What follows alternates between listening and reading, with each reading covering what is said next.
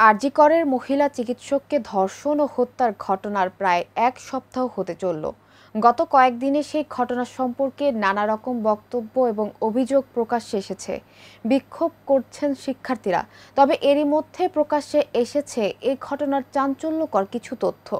অভিযুক্ত ব্যক্তি সেদিন রাতে ধর্ষণের আগে কি করেছিল, সিসিটিভির এমন কিছু ফুটেজ হাতে পেয়েছেন তদন্তকারীরা। বিস্তারিত জানাচ্ছেন এইচ.এম. নাহিয়ান। কলকাতার আরজি কর মেডিকেল কলেজে কর্তব্যরত এক তরুণী চিকিৎসককে ধর্ষণ ও হত্যার ঘটনায় দোষীদের শাস্তির দাবিতে ফুঁসে উঠেছে ভারতসহ বিভিন্ন দেশ। দাবি একটাই, এই ঘটনার সঙ্গে দোষী ব্যক্তির দ্রুত শাস্তি নিশ্চিত করা। তবে আরজি করে ধর্ষণ ও খুনের ঘটনার আগে অভিযুক্ত ব্যক্তি সেদিন রাতে কি করেছিলেন তা জানতে পেরেছে তদন্তকারী দল। ঘটনার আগে অভিযুক্ত ব্যক্তি যৌনপল্লীতে গিয়েছিলেন বলে জানান তদন্তকারীরা। সেখান থেকে ফিরে আরজি করে ঢোকেন তিনি। তারপরেই নারী চিকিৎসককে ধর্ষণ করে খুন করেন। এই ঘটনার তদন্ত ভার এখন সিবিআই এর হাতে। অভিযুক্তের গতিবিধি যাচাই করে দেখছেন গোয়েন্দারা।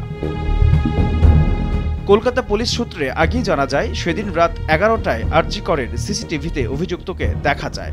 তখন তিনি হাসপাতালে ঢুকেছিলেন। তারপর কিছুক্ষণের মধ্যেই আবার বেরিয়ে যান।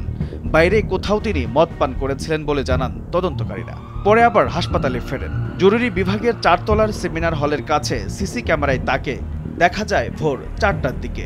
30 থেকে 35 মিনিট পর সেখান থেকে আবার বেরিয়ে যান অভিযুক্ত।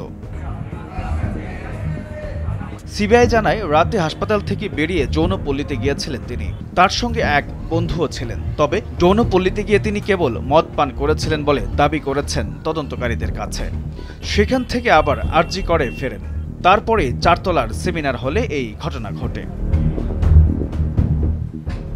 শুক্রবার সকালে সেমিনার হল থেকে মহিলা চিকিৎসকের দেহ উদ্ধার হয়। তাকে ধর্ষণ করে খুন করা হয়েছে বলে অভিযোগ উঠেছে। সেদিন রাতে অভিযুক্তকে গ্রেপ্তার করে পুলিশ। সিসিটিভি ফুটেজ এবং সেমিনার হল থেকে উদ্ধার হওয়া একটি ছেঁড়া হেডফোনের সূত্র থেকে তাকে গ্রেপ্তার করা হয়েছিল। পুলিশ পরে জানায়, জিজ্ঞাসাবাদে অপরাধের কথা স্বীকার করেছেন অভিযুক্ত। এই ঘটনার প্রতিবাদে আরজি কর সহ ভারতের বিভিন্ন হাসপাতালে চিকিৎসকদের আন্দোলন শুরু হয়। দোষীদের কঠোর শাস্তি এবং হাসপাতালে চিকিৎসক এবং স্বাস্থ্য কর্মীদের নিরাপত্তা সুনিশ্চিত করার দাবিতে আন্দোলন এখনো চলছে।